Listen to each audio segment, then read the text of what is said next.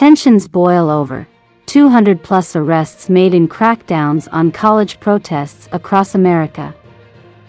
The police crackdown on campus protests intensified as demonstrations erupted at various universities across the nation.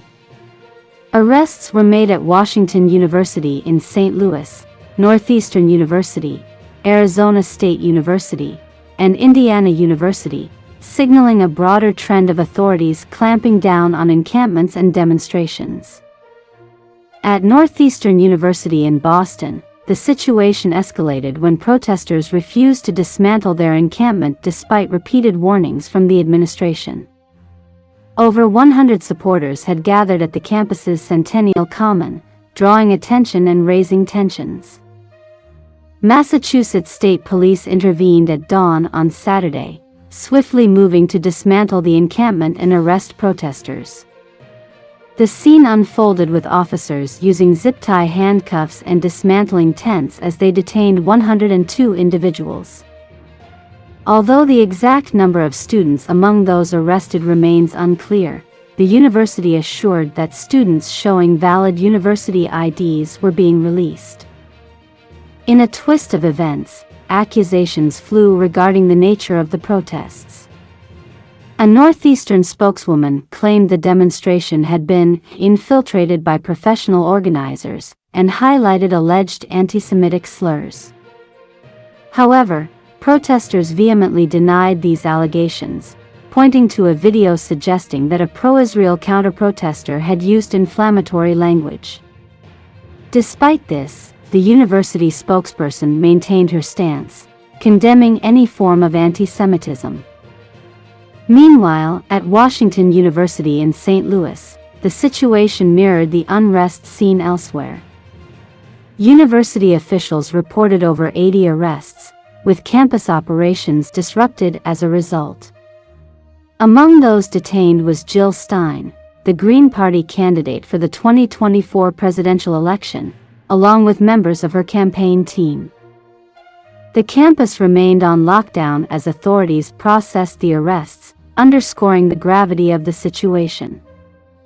These incidents reflect a broader pattern of tension and unrest on college campuses across the United States, as authorities grapple with balancing free speech rights and maintaining order amidst escalating protests. The spirit of defiance reverberated as protesters at Northeastern University took a stand, their voices echoing demands for transparency and accountability from the administration. Among them was Alina Caudle, a sophomore, who emphasized the importance of divesting university funds from entities perceived to support the conflict in Gaza. With hands bound in zip ties, one protester, adorned in a Northeastern sweatshirt, garnered cheers of solidarity from fellow demonstrators as they waved through the windows of the building.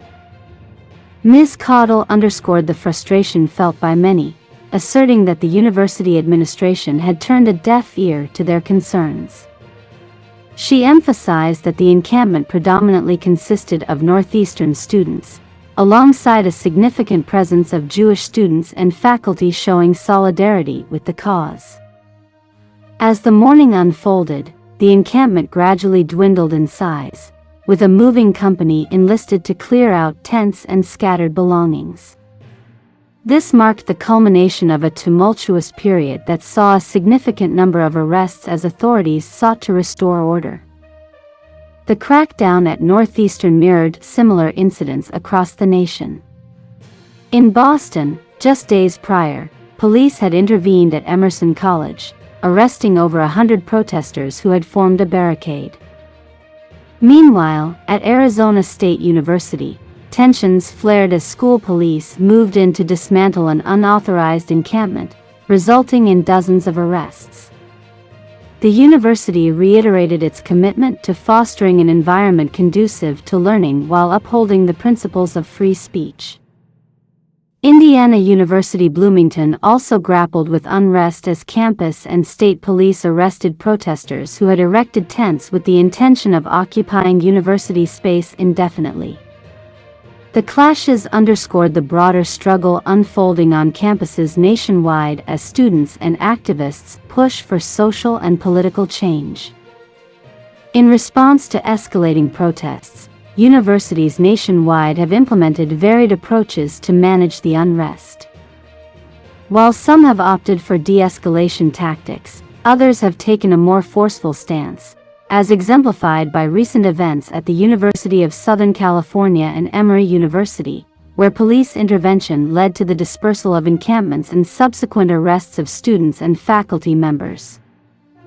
Despite tensions running high, many of the arrests have been carried out without major incidents, with protesters often complying peacefully as law enforcement moved in.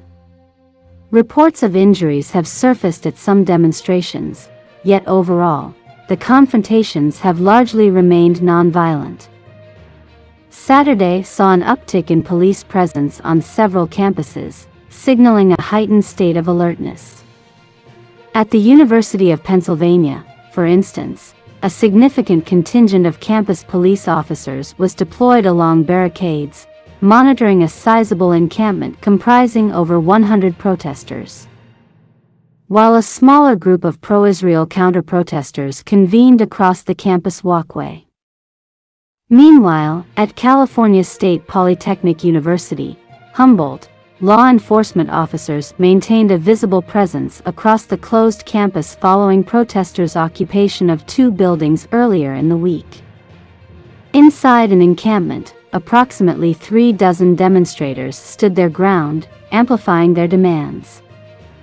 Apart from arrests, universities are employing additional measures to exert pressure and maintain control.